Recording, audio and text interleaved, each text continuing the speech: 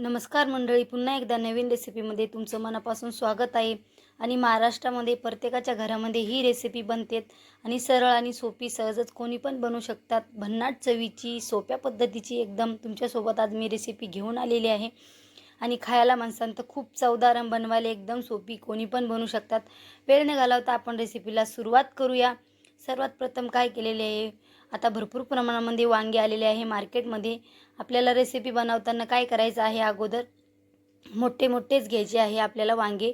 छोटे छोटे घ्यायचे नाही आहे, जरशे मोठेच घ्यायचे, लय मोठे पण नाही आणि लय बारीक पण नाही आहे. आता मीडियम साईजचे मी वांगे घेतलेले आहे. स्वच्छ पाण्याने धुवून घ्यायचे आहे आपल्याला. आता माझी पद्धत वेगळी आहे, प्रत्येकाची पद्धत वेगवेगळी असतात. माझ्या पद्धतीने एकदा ट्राय करून बघा नक्की आणि कमेंट करून सांगा रेसिपी कशी लागली म्हणून. बनवायला खूप सोपी आहे. आता सर्वात प्रथम आपले वांगे धुवून घेतलेले आहे. तुम्हाला किती बनवायचे त्याच्यानुसार तुम्ही कमी जास्त करू शकता. आता वांगे काय केले, जे त्याचं देठ आहे मी ते सगळं काढून घेतलेलं आहे. आपल्याला देठ ठेवायचं नाही आहे. देठ काढून झाल्यावर लगेच काय करायचं आहे, मधातून एका वांग्याचे 2 भाग करून घ्यायचे. आपल्याला कट मारून घ्यायच्यात आणि जास्त बारीक करायचे नाही, असेच कट मारून घ्यायचे. एका वांग्याचे 2 भाग करून घ्यायचे. फक्त त्याचं देठ आणि त्याचा जो सगळा देठापुरचं जेवढा पार्ट आहे तेवढा सगळा काढून घ्यायचा आहे. आता वांगे पूर्ण कट करून झालेले आहे. कट करून झाल्याच्यानंतर गॅसवरती मी कढई ठेवलेली आहे. कढईमध्ये 2 चम्मच तेल टाकायचे. तुम्हाला किती बनवत त्याच्यानुसार टाका बरं का. मस्त तेल गरम झाल्याच्यानंतर जे वांगे कट केलेले आहे ते त्या कढईमध्ये आपल्याला सोडून द्यायचे आहे. आणि तेल चांगलं गरम करायचं, नंतर वांगे सोडायचे आहे आणि नंतर मग गॅस स्लो करायचा आहे. त्याच्यामध्ये मी थोडा लसूण टाकला आणि 4-5 मिरच्या टाकल्या, ते पण आपल्याला भाजून घ्यायच्या आहे. आणि झाकण ठेवून 5 मिनटं बघत राहायचं आहे, म्हणजे करपू द्यायचं नाही आहे. माझा लसूण जरा जास्त भाजला होता, पण चव खूप भारी येत होती.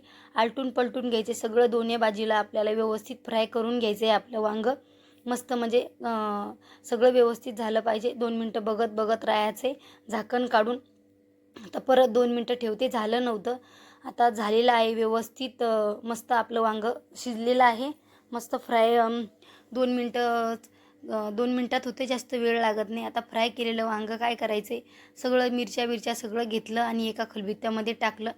थोडी त्याच्यामध्ये कोथिंबीर टाकली आणि आपल्याला ठेसून घ्यायचे, बारीक करून घ्यायचे.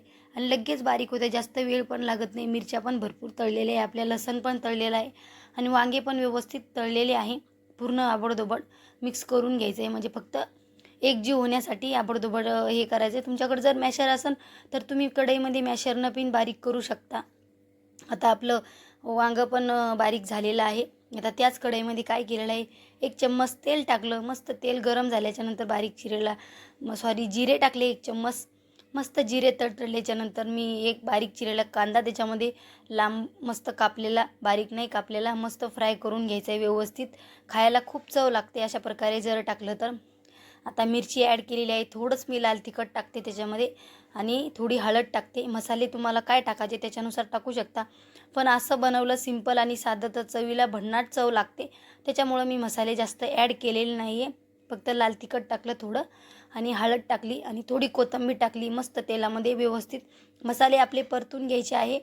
मस्त परतत आलेले आहे आपले मसाले ते सगळं परतून झाल्याच्यानंतर आपण जे वांगे ठेचले होते बारीक केलेले ते त्याच्यामध्ये ॲड करायचे आणि 2 मिनटं मस्त मिक्स करून घ्यायचे.